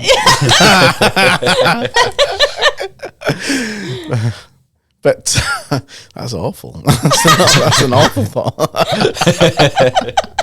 You just looked harrowed at your own I did. I just mental image then. I just had a little flash. We don't need a little flash. Thank you very much. What happens in Ibiza stays in Ibiza. It's a good job this is a podcast and on the radio. Oh, wait, it's on YouTube I'm as thinking well. about what I'd look like in 20 years. I was like, oh my God. It is, Peter. That's horrific. Well, you're only 21 now, aren't you? Not in heart. Probably in mind. But yeah, no, not to say that I don't enjoy what I do. I totally do, but I just don't think it's something that is feasible for me to do in the in 20 years' time. Mm. What about you, mate? What about you, Callum? Still going to be blowing that horn? Do you know what? I have thought about this. Not very much, to be honest. And I'll tell you why. I think I try and get rid of it out of my brain, this idea that actually it's not going to last forever. And I say that to myself, and I know that it's not going to last forever. But then as soon as I have that thought, it's not going to last forever, my brain goes, anyway, on to happier thoughts. And On to current events. yeah. So I try and not like focus and reflect on it too much, even though I know that I should. I think I'm very similar to you, though, in terms of, do I want to be doing what I'm doing now in 20 years in the same way? And I think the answer is also no. As much as I love what I do now, and genuinely, it feels like a dream job. Yeah. I love what I do every day. And how many people can actually truthfully say that about their jobs? And so that's brilliant. However, it is very tiring. Yeah. You know, I was just talking about my back hurting in the car. Like, what am I going to be like in 20 years if my back is hurting now at 32?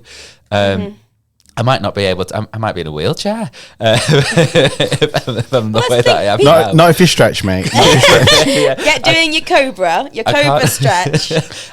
Can you imagine me asking managers of revs just to give me a lift up on the wheelchair on tables and chairs? Because I normally stand on tables and chairs. Can you imagine a wheelchair and a table? Make and sure the me brakes sat are in on. it? I'll lift you up, mate. I'll lift you up. So in that regard, like that does kind of scare me, and I think, oh no, you know, I might not be physically fit, but yes, if I go to the gym and do my stretches, I might be. But also, I think about just the fact that, you know, of the amount of new faces that have come to the scene now and do the exact same thing. And I was once a new face to older people that you know that do what I'm doing. But there's a lot of newer faces, and if I, you know, they look better, don't they, than like a 60-year-old man playing in a club. You'd prefer someone who's 20. Yeah. Maybe not the club, but a nursing home. Yes, there we go. Funerals. That's where I'm going next. Yeah, feed my own. So I think about, you know, that younger people are going to be up and coming people. They're going to be doing it more. They're going to have. I think club owners or club managers are going to favour them a bit more. But also, I think of progress as well in terms of my own career. And do I want to be a one-trick pony, or do I actually want to see my career as a musician progress? Do you teach?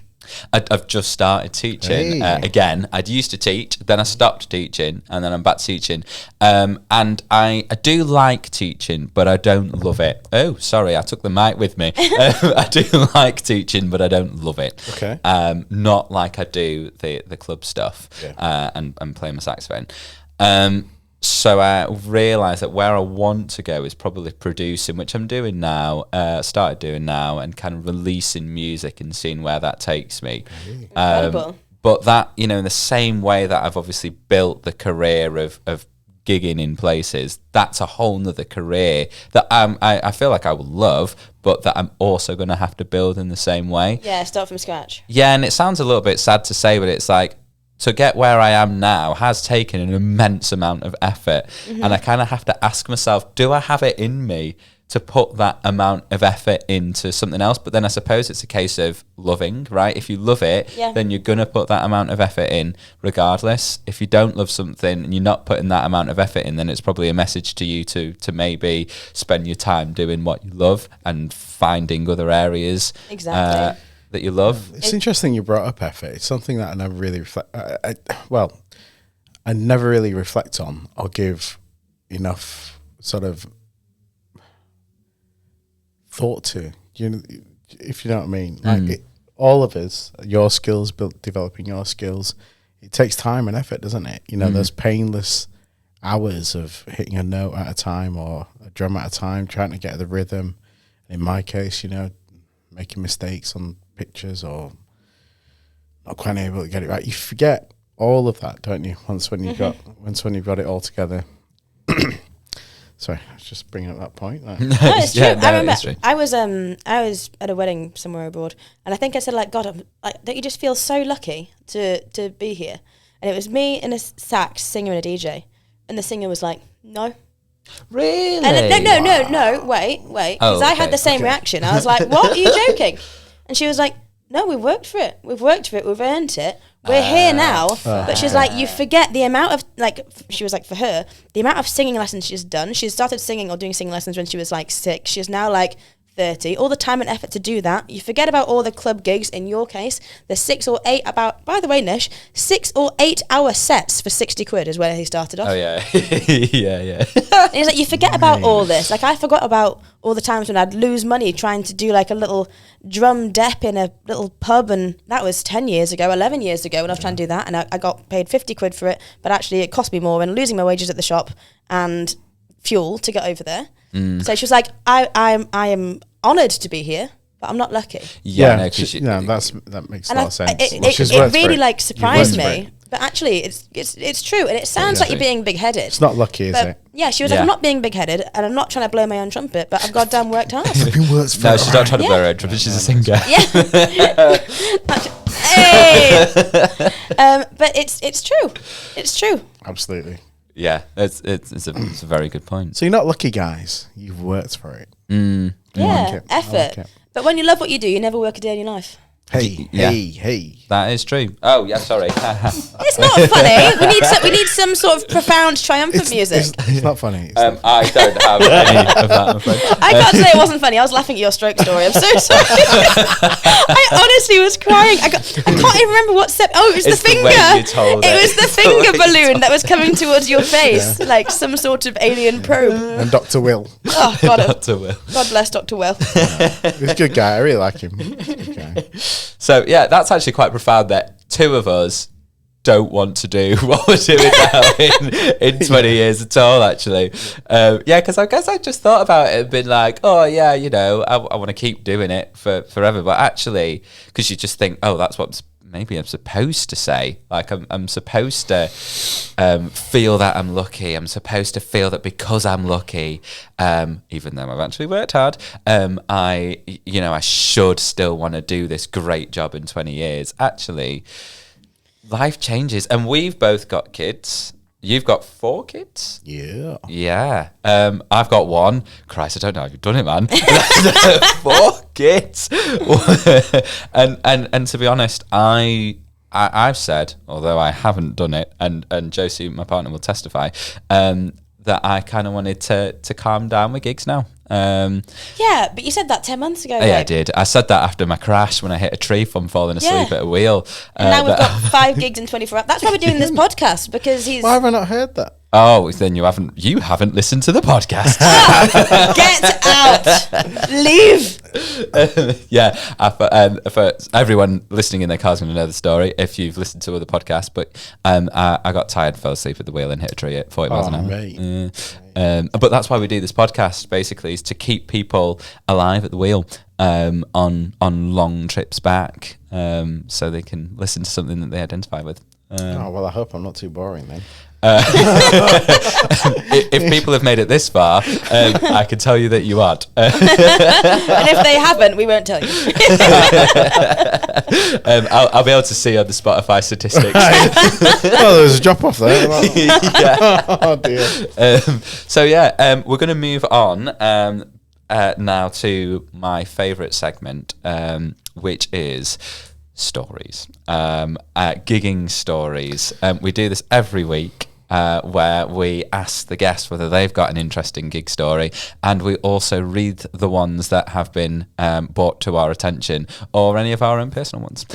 So, Nish, I know this is going to be good from all the faces you're making.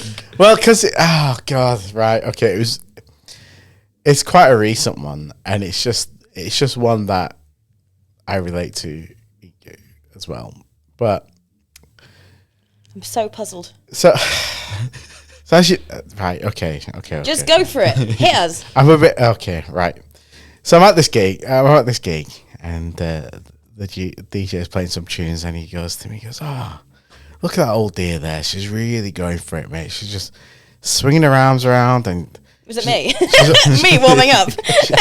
she's all over the place, but he's telling me whilst I'm facing him, because he's going, right, you're 6 o'clock, then turn right, then, turn that way. So, okay, fine.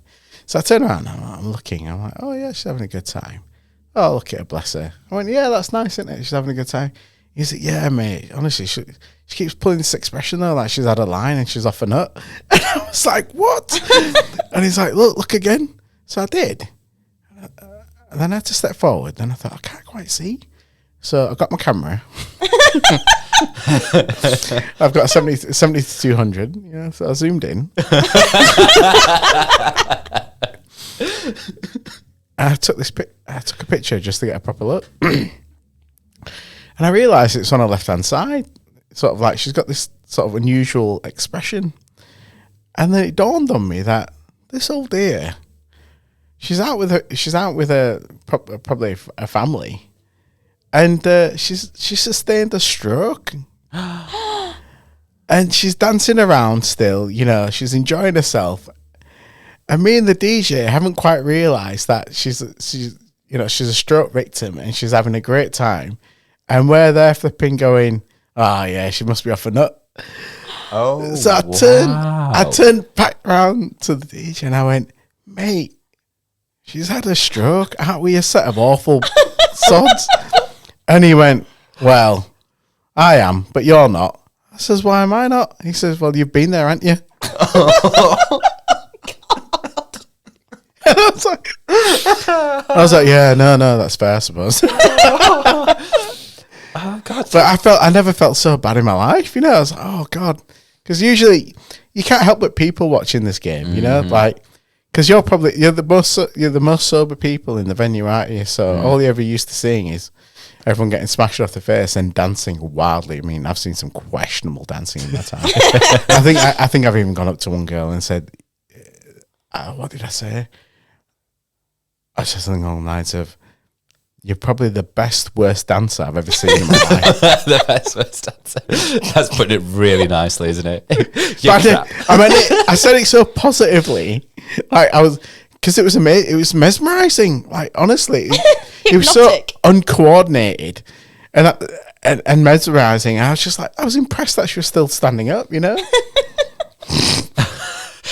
it's actually a really good point that you've just made about the fact that we do people watch a lot, and we do have these opinions of people. We do, because we're human too, and we do. And I do tend to keep it to myself, but I think, oh yeah, that's good. Jesus Christ, what have we got over there?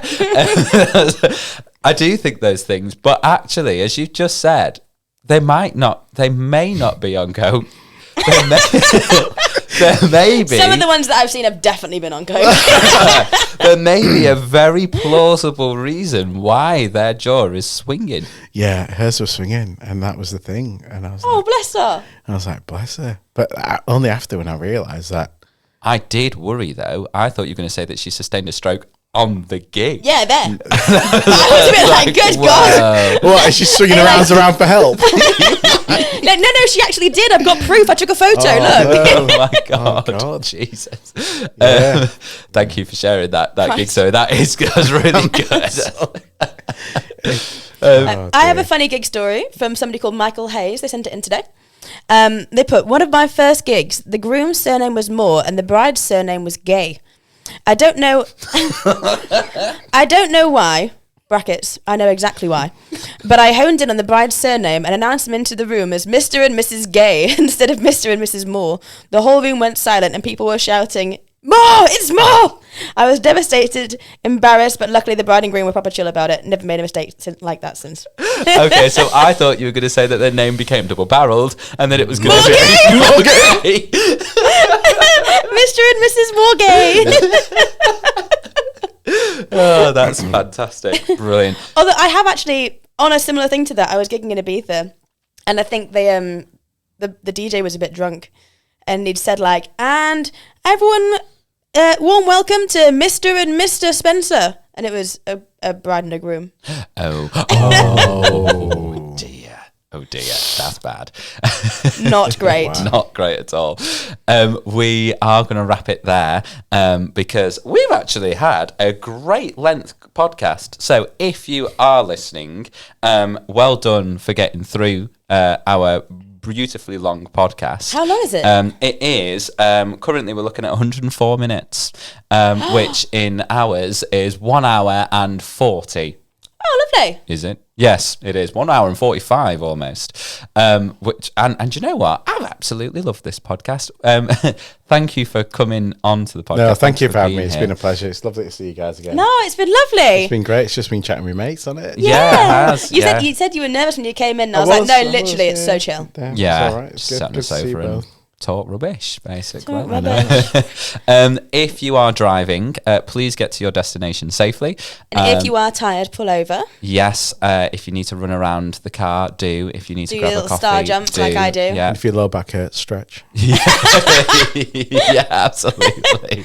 Now, Nish, where can everyone find you? Yes. But not Instagram. Instagram's the best one. So it's onpointevents _. Add me, follow me, send me a message. I do get back to you. And I'll probably most likely follow up with a phone call. Oh, lovely. Amazing. On point events _. Yes, that's one. Okay. Yeah, That's right. That's for potential clients that would you'd follow up with a phone call. But for anyone who just is intrigued in your work, will you phone them as well? No. Brilliant. And also, if you are listening on podcast, on Spotify or on YouTube, please please subscribe, please rate it on Spotify. Yes. It really helps us. And go follow our Instagram at We Make It Happen Podcast. And also feel free. Feel free. I've just gone to Dan Ander. Feel free to send us an email at We Make It Happen Podcast at gmail.com. and currently I'm actually checking this live to see if we have any emails because we actually never do. And I can tell you that we still don't. Because everyone chooses to message it on Instagram. And clearly this email thing that I keep pushing is just no. Can someone just do it and put me out of my misery? Someone just send a nice little cheeky email. Thank you. Should I do one now? Thanks for having me. Yeah. Thanks everyone for listening. We love you all and goodbye. Goodbye. Good riddance. See you Love later, you, guys. bye. See you soon.